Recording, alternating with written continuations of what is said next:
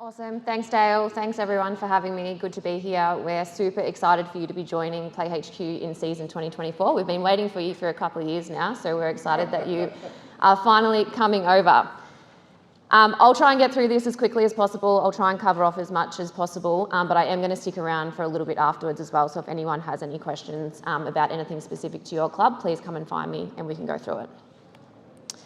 Here's a little bit of a brief overview of what I'm going to cover off today. So there's some key tasks that you all need to do to make sure that your registration form's set up, which you're going to do before the start of the season.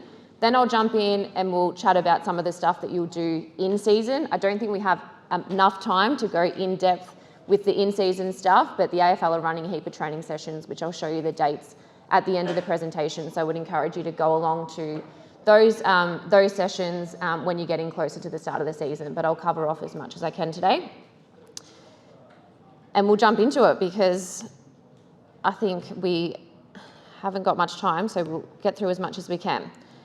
So first thing we need to do, I'm logged in the test environment today, so I'm going to demo a lot of this stuff in the test environment. You can all see that, great. So what I show you, when you log into PlayHQ, what you see will be very similar to this. If you see any errors in here, it's just because it's the test environment and there's a lot of fake data floating around in this test environment. So I know a lot of you will have already logged into PlayHQ before and you would have done a lot of your setup tasks, but I think there are a few people sort of floating around who are a little bit unsure as to how to get started. So first thing you'll need to do is, if there's one person within your club who already has admin access to PlayHQ, what they can do is they can come down to My Organisation and to Admins here, and they can invite other people within the club to have admin access at PlayHQ. Really simple to invite an administrator in. All you need to do, invite new admin, first name, last name, email address, mobile number, and then the role type. The role type, we've got only 2 role types at club level. Everyone that I would think you want is on your committee, you're probably going to give them full admin access so they can view everything at club level. We'll talk a little bit more about the electronic scoring access when we get a little bit deeper into this session today. So all you want to do, select that, invite new admin. That's as easy as it is. I would then get an email with a link to log into the club to have administrator access. Once a person has admin access, they can come in, they can add as many people as they like. You can also remove people. So I would recommend everyone just do a little bit of a check of the people who've got admin access every year. Come in, revoke the people who no longer need access. Really easy to revoke access. It's just edit and revoke access down the bottom there. And if someone hasn't quite received the email, or they've missed it, or you sent it to them a week ago, they can't find it, you can also come in here and resend invite.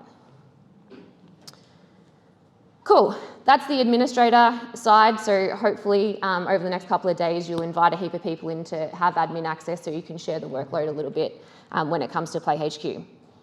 The next thing I'm just going to quickly touch on is the overview side of PlayHQ. So within here on this overview page, you can add in your club logo, your club's contact details, and they will all be visible on playhq.com as well as the Play AFL app. And I'll chat about the app a little bit later as well. But essentially, upload your logo. That'll then be visible on all public sites, as well as the contact information that you enter in here as well.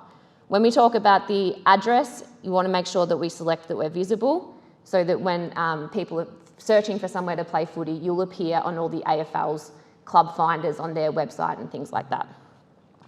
The only other thing I want to chat to you here in this overview page is the terms and conditions. So if your club has terms and conditions that you want all of your players to tick a box to say that they adhere to your club's terms and conditions when they register, you can add in your terms and conditions at the bottom of this overview page here. Essentially, if you've got your terms and conditions sitting on a website, you can link that website here. So when they're going through the registration form, they'll click, they'll view your terms and conditions, and they've got to tick the box to say they agree. Or you can also just copy and paste the terms and conditions into this text box here.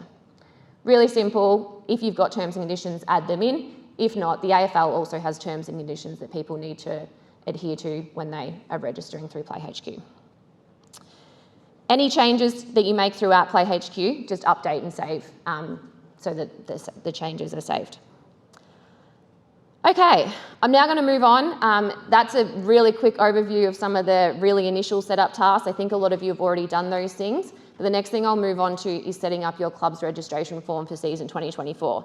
Again, I know there are a lot of clubs in the room who have already done that, but I know we've also got a portion who haven't yet set up their registration form.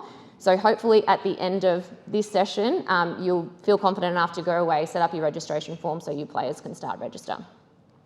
So from the competitions menu on the left-hand side, you can see that I've got my 2024 season here. I've been invited in. So all I need to do is click view to open up my 2024 season. From here, you'll see all the grades that VAFA have created when you log in, and you'll also see that VAFA have started creating some of your teams as well. So they're going to go through the process and they're going to create all your teams for you. You don't need to worry about the grades or the teams tab. What we need to do is we need to go to registration, and then from here you'll see participant to club and participant to club team. You can ignore the participant to club team. Most football clubs just use this participant to club registration form. It means you've just got the one registration link and all your players will register via that same link. Once the players register, you then go through and you allocate the players to their teams. Because I've already set up the registration form at this club, I'm just going to go in and hit manage, but if it wasn't set up yet, you would see a setup form here under participant to club. So all I need to do, I need to go into the registration form, and the first thing I need to do is I just need to set up my registration form dates.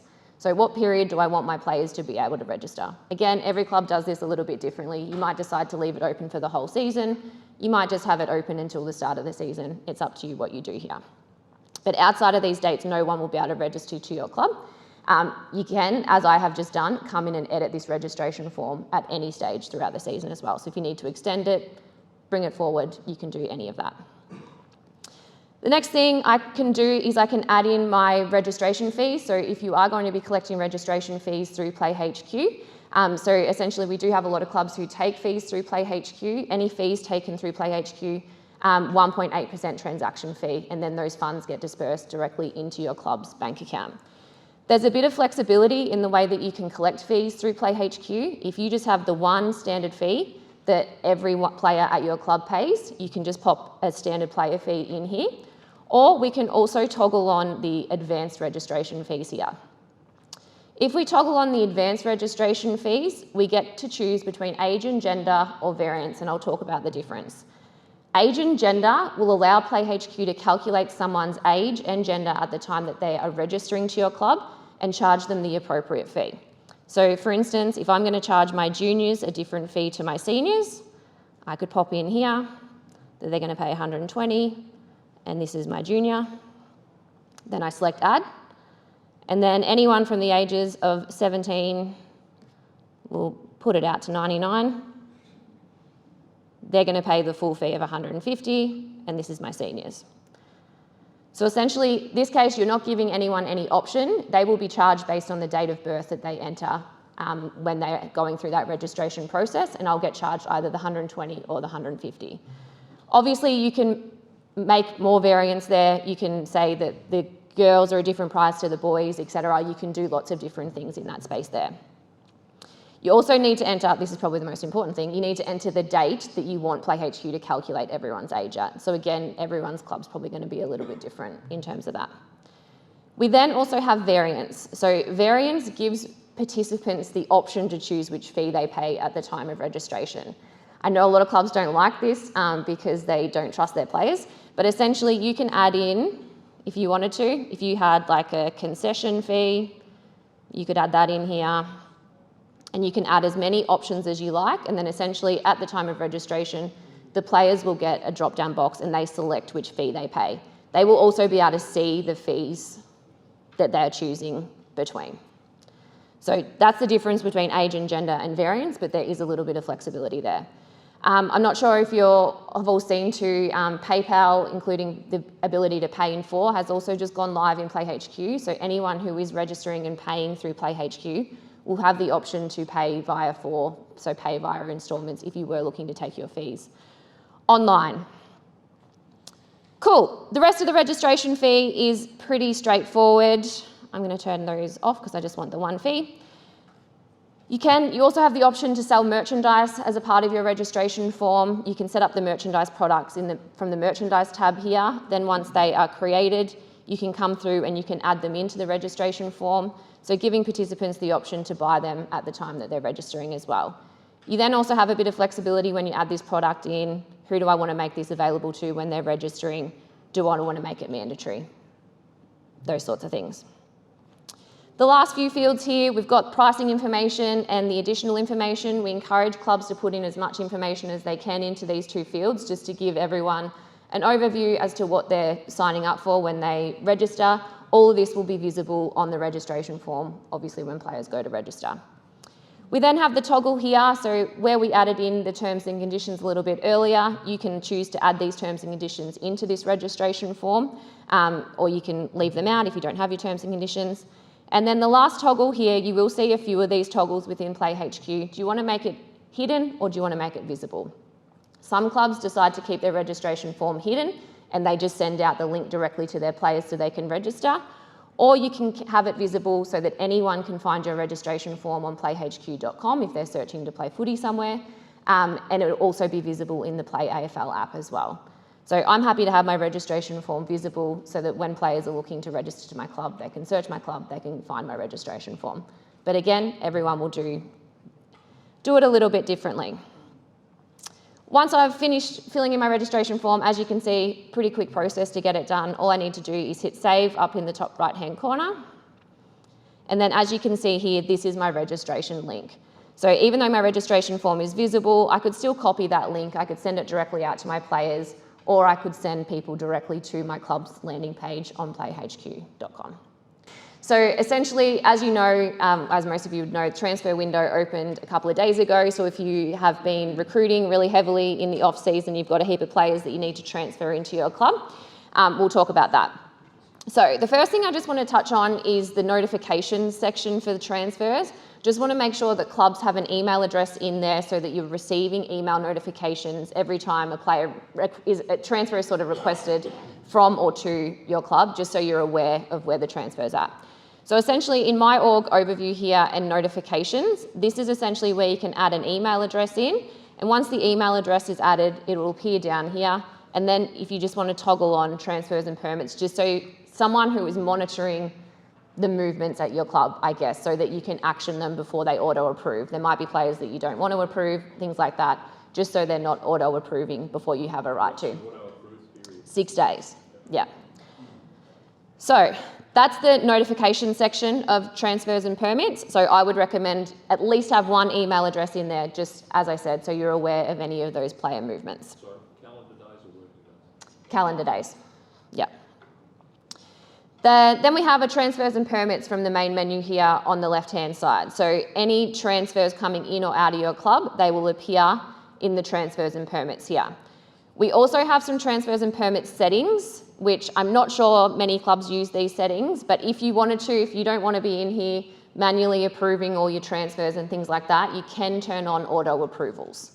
So we've got inbound auto approvals or outbound auto approvals. So you might say, yep, I'm happy to accept every single player that's transferring into my club. I'm happy to accept everyone that's transferring out. You can turn those approvals on if you would like to. Otherwise, if you don't have those auto approvals on, every time a transfer comes into your club, essentially I don't have any in the test environment at the moment that are sort of pending at my level, but you can use the filter up the top here and you can say pending action now, and anything that is pending at your level that needs your approval will appear in the filter. To open up and view sort of what's happening with the transfer, you can just hit view at any stage. You'll have this transfer timeline over on the right-hand side, so you can see exactly where the transfer is sitting and what level it's sitting at. So if you need to call the VAFA because they haven't approved a transfer for you, etc., you'll see that it's sitting at the VAFA, and you'll see what date they have to approve that by before it moves on to the next level. If this was a pending transfer at my level as well, there's just a little approve button and a little decline button up the top here. So this is where you come in to either approve or decline the transfer as well. Sorry, I really should have had a test one in here so I could have done it for you. If you do hit decline, you do need to select a reason as to why you were declining that transfer. Speaking of lodging a transfer, really easy to do so. All you need to do is hit new transfer request. And then essentially all you do, you go in and fill in the information, which organisation and competition, season 2024. Then you need to put in the club that the player is currently affiliated with. This is all the clubs from across the country are in here, so you can just pop in a little search, and it's got a little pop-up there for me. So I'm going to say I want to try and transfer someone from the Premiers Football Club, and you can see they appear there. And then I just need to pop in first name, last name, date of birth. If you don't know date of birth and first name, you can just search by a last name. And then search, the player will appear, and then you can lodge the transfer from there. Now that we've covered off sort of the initial sort of setup tasks and the rego form, I'm now going to jump in and I'll show you one of the steps that you'll need to do sort of prior to the season, and that's just to get ready for game day. So if we go to competitions and back into the 2024 competition, we set up our registration form, and then once we've set up our registration form and our players start to register, they'll appear within our participant list here. So as you can see, I've got some players who have started to register. I've also got a team manager who has registered. And what we need to do is we need to start allocating our players to teams. So when we allocate our players to teams, it just makes it easier for the person who's selecting the teams sort of week in, week out, that the players will appear in that team and you can easily move them across into the lineup. So in order to allocate our players to teams, all we do is go across to teams. And as I mentioned a little earlier, some of you will start to see those teams in here as the VAFA creates those teams on your behalf. In order to allocate players to teams, all I need to do is open up the team. I will see over on the right-hand side here when I open up the team, any eligibility rules that the VAFA has sort of set up for this team. So if it's a junior grade, there might be the age restrictions on the grade. Even if it's a senior grade, there might be age restrictions, things like that. So you'll always be able to see those age restrictions over on the right-hand side. It won't stop you from allocating someone to a team who doesn't fall within those restrictions.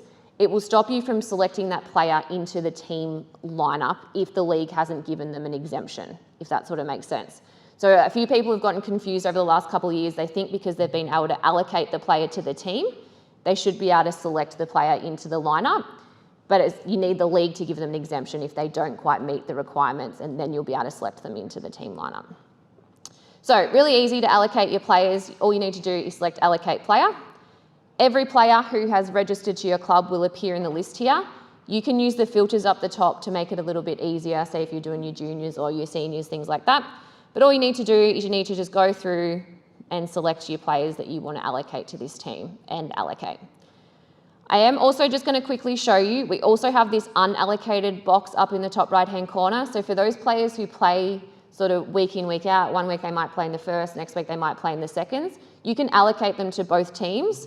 All you need to do is use the unallocated tick box up in the top right-hand corner there to bring them into this list, and then you can allocate them to more than one team. The next thing that we can do from within here is we can start to assign like jumper numbers. So if your players have the same jumper number throughout the whole season, again, to make it easier for the person who's selecting the lineups week in, week out, you can assign those jumper numbers at the start of the season.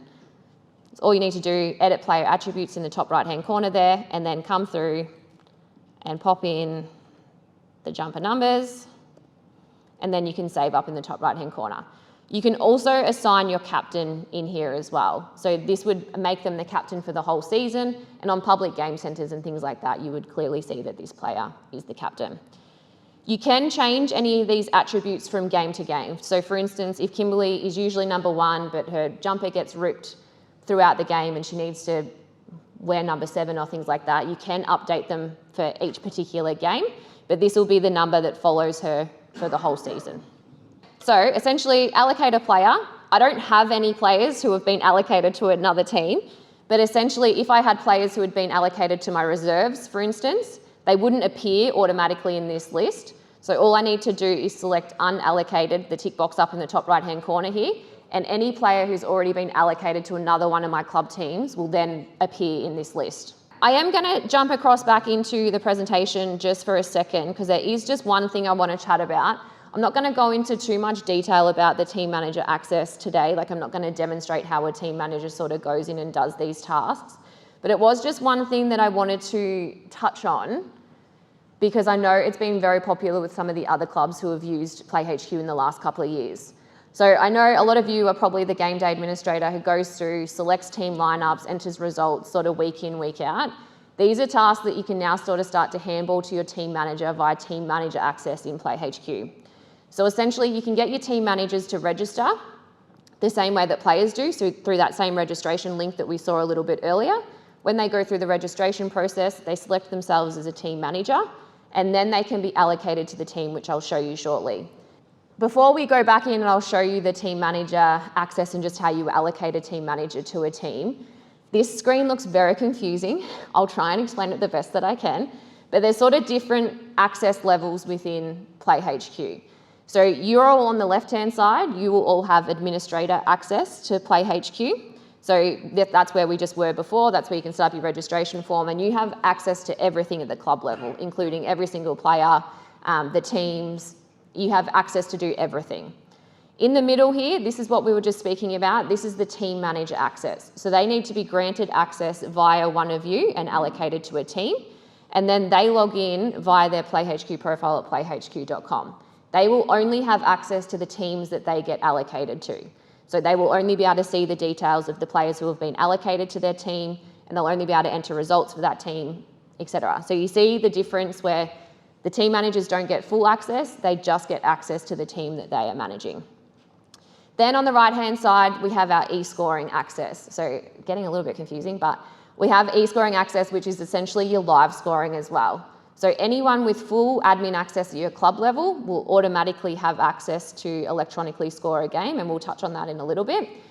But you can also invite people in to have e-score access at your club, which means they don't get access to your teams and your lineups and your players' personal information and things like that. They just have access to live score games.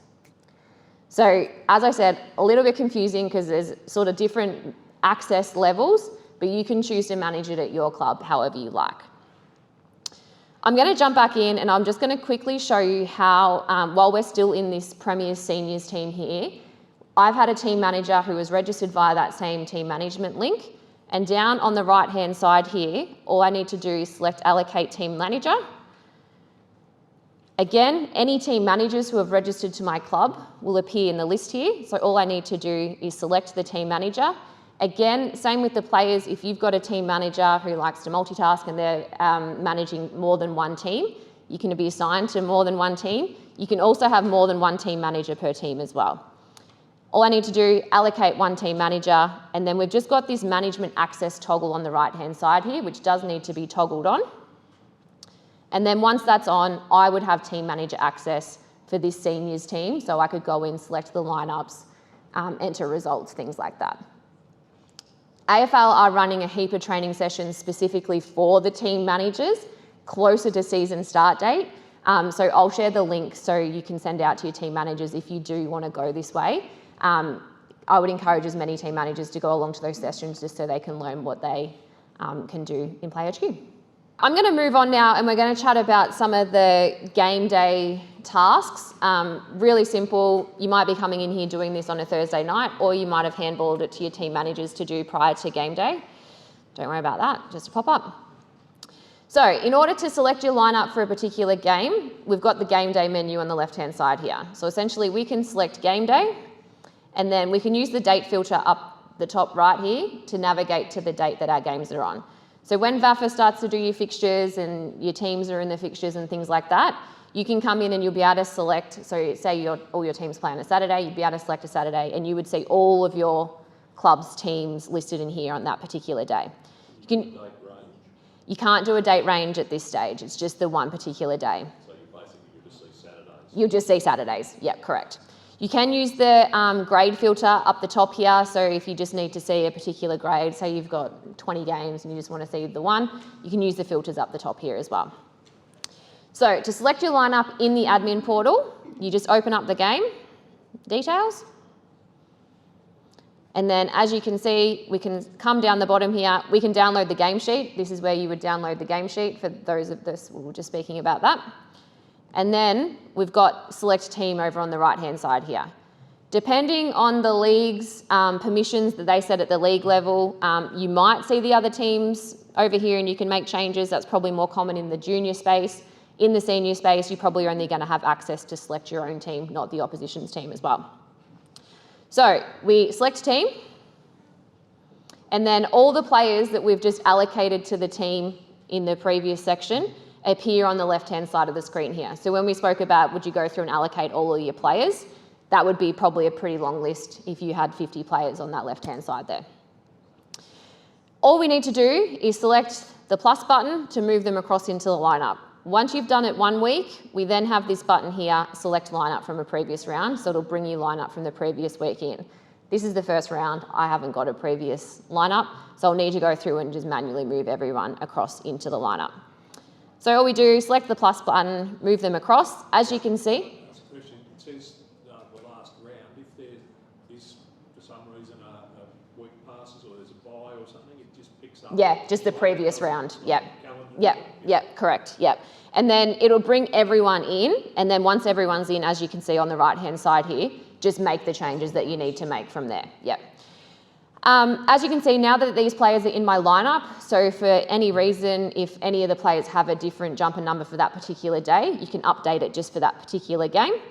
And again, move them out of the lineup just with the minus button there. And obviously I've only got 6 players here, but you would have your full list. If you need to, if you've forgotten to allocate a player to a team, but you know that they are registered to your club, they just played last week in a different team and you haven't allocated them yet, you can select a non-team player down the bottom right-hand corner here. So all you need to do is pop in their first name and their last name. If you know they are registered at your club, they will appear in the list here and you can add them to the lineup that way as well. So as you can see, there's still a way to do it, even if they're not allocated to the team, but it is easier if they're just all on the left-hand side there. In the first year of PlayHQ, I had a club saying, it's so annoying to select my players every week. And I was like, okay, let me come have a look. And they were coming through and searching for every single player every single week. And I was like, okay, I can see why you're finding that a little bit annoying. Cool, that's how you do that. Then we move on to the coaching staff. So once your coaches have done their coaching accreditation in coach.afl, they're in PlayHQ, you allocate them to the team in the same area you allocate your team managers. They will just appear here every week, so you don't need to add them every week. This is where we get to the volunteers. It's a really long list, and at this stage, we don't have the ability to roll these over from week to week, but all you need to do is you just pop in the name of each of these if you're keeping track of this for your game sheets and things like that. So you can just go through and fill out that information for each of those role types or whichever role types you need to keep track of. From here, all we do is save team selection. If we need to make any changes, we can do that at any stage just by coming in and selecting the pen.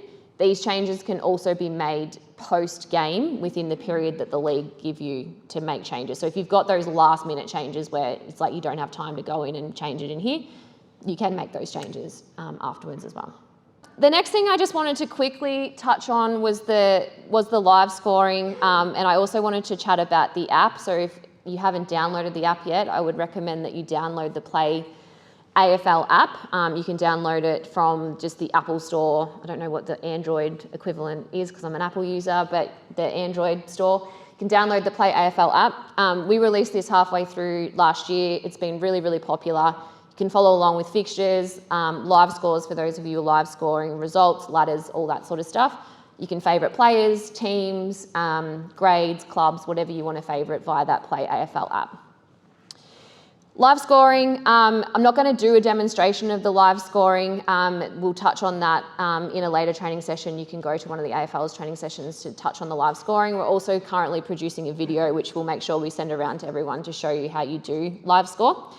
But essentially, really easy, makes your life easier at the end of the day. If you do have someone sitting there sort of watching the game, you can update everyone in real time if they are following along in the app. So live scoring is an option in PlayHQ. And everyone download the app because it is really great, I love it. As we spoke about the different levels of access, if you've got club admin access, you will automatically have access to just log in with the same details into e-scoring. It is a different URL, but we'll make sure we share all the URLs with you. It is web-based, so you can go to it on any device. So it can be a tablet, a computer. We do have some people who also do it on their phone. So once you're logged in, all you need to do, new scoring session, select your venue.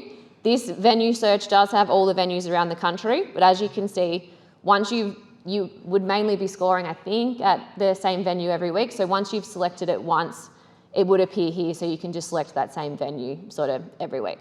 So all you need to do, you would use the search here, and as you can see, the venues appear. If you're unsure of which venue to select, the venue is always available within the fixture. So I'm going to select PlayHQ test venue. I've got a game set up for today. You just need to create a 4-digit PIN.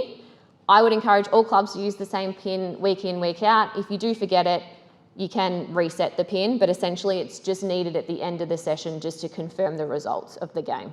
I use 1, 2, 3, 4. I would be very, very easy to hack. From there, all we need to do is select done, and it will start the session for me.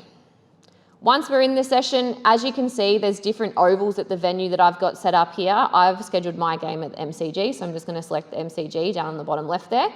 And then as you can see, the game that we've just sort of selected the lineup for appears upcoming here. So if you've got all of your teams playing at the same venue across the day, so you say you've got 3 teams playing at the same venue, all 3 games would appear in upcoming up here. So if you're wanting to score all games on the one device, you would open the first game up, you would score, that game would move down into completed, and then you would move on to the next game. So you could just have the different people rotating through the same device every day for the scoring. So all I'm going to do is I'm going to select the upcoming game here. The lineups, we can confirm them from in here. If you do have changes, you can make them from within the scoring. So if you have any of those last minute changes, you can update them in here. So all we do looks very similar to where we did it in the admin portal. You can take players out. If they're allocated to the team, they would appear on the left-hand side here, so you could bring players into the lineup if you needed to. From here, all we can do is we can select done. And then as you can see, this is the layout of what the scoring looks like. Pretty straightforward. We've got the Eagles on the left-hand side there. We've got our team on the right-hand side. We've got the clock up in the top right-hand corner. And we have this badge up the top here. When we're live, all the scores that we enter will be published to the PlayAFL app and playhq.com. If you're at a venue that doesn't have great internet access, you do also have the option to score offline. So you can follow along in live. The scores won't be published live, but then at the end of the day, when you have internet access again, the scores will upload, so you don't have to go through and enter those scores. All we need to do is start first quarter.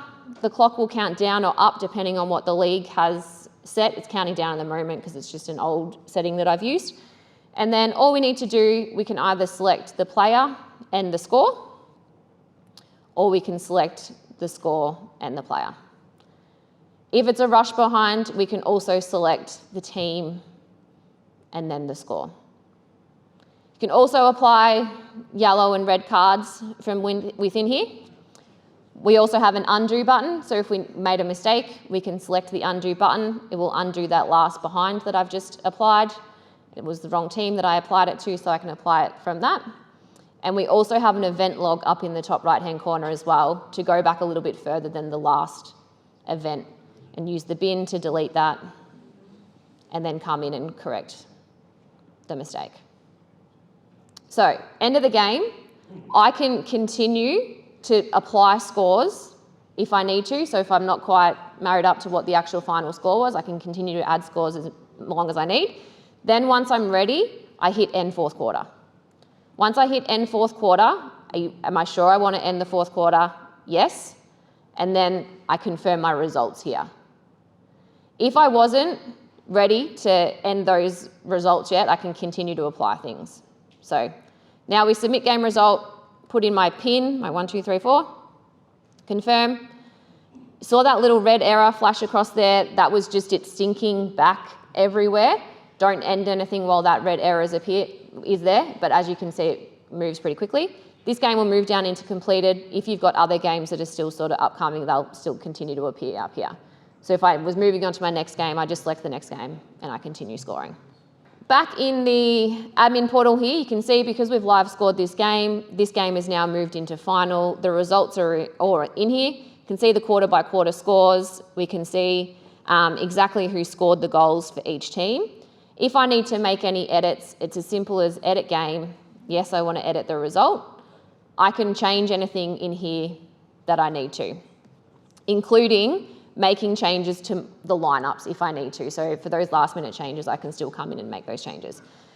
As you can see, super easy to just click in the box. If it was Kim that she kicked 2 goals instead of 1, I can make that edit.